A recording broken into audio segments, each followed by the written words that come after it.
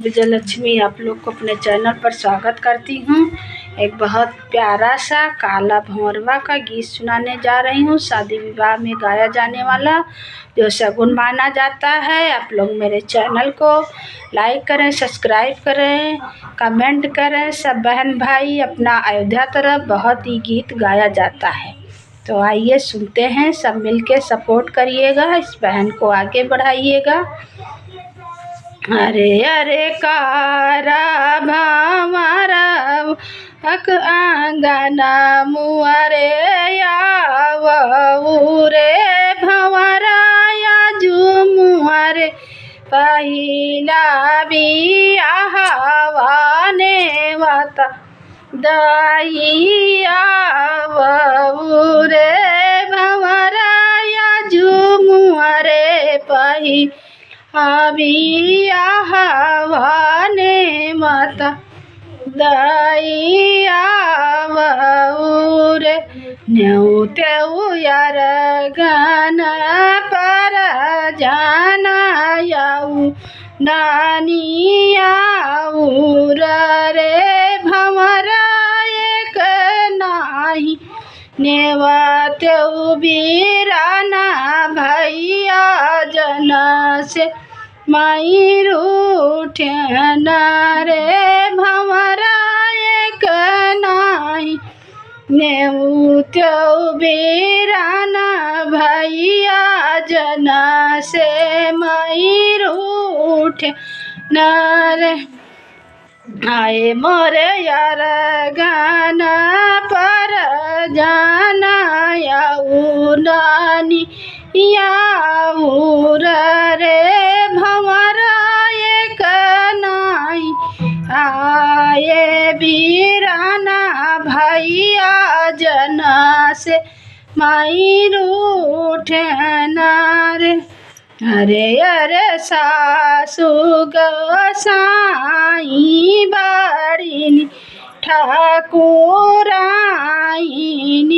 रे सासु चढ़ली करहिया उतारऊ बीरना नाही आए है रे सासु आजू मुआरा जियारा दुखिया है बीरना नाही आए है रे अरे अरे रानिया दुलहिनी देई सुनाहू मुआरी बहुहरी हो बहुहर फिरा से नेवता पठवा बहु बीराना भैया माई रे बहुआ फिर से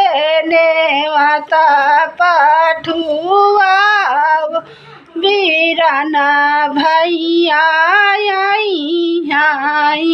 रे अरे अरे कारा भामारा या गाना मुआरे यावू रे भंवरा फिर से नेवता लइकई जात्यो बीरना नाही आए है रे भंवरा फिर से नेवता लइके जात्यो बीरना नाही आए है आगे आगे चौरा चांगरवा तऊ पियारी गाहा बरिया वही हो सखिया नीले घुवड़े भैया सवरवा तऊ डरिया भाऊजी मुआरी रे अरे अरे राजा जी कई चेरिया तो हमारो लाउड़िया लागऊ हो चरिया किया कर घोड़ा ठहाना दुआरे मुआरे भीरी भाई रे। अरे अरे रानिया दुल्हिनी देई बीरना तुहरा आई हो रानिया उनाही कई घोड़ा ठहानान दुआरे तुहरे भीरी भाई रे। कहाँ धरऊ चौरा चांगेरा अतौ पियारी गाबरी रे।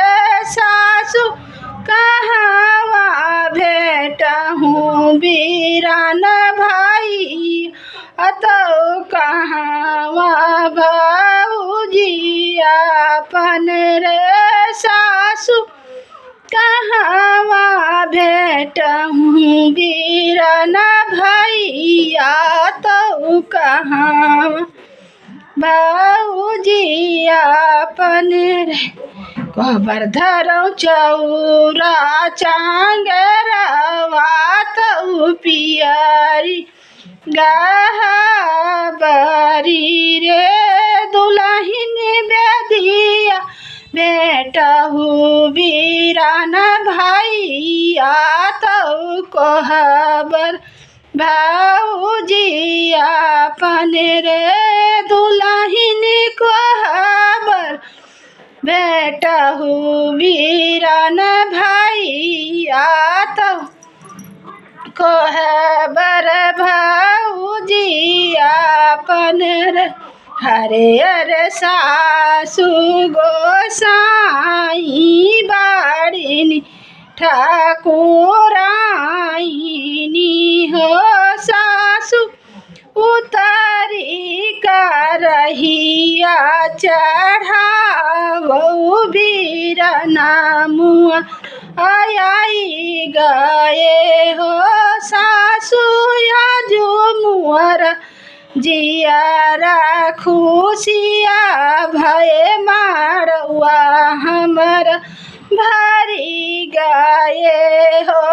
सासु आजू मुअर जियारा खुशिया भय मारवा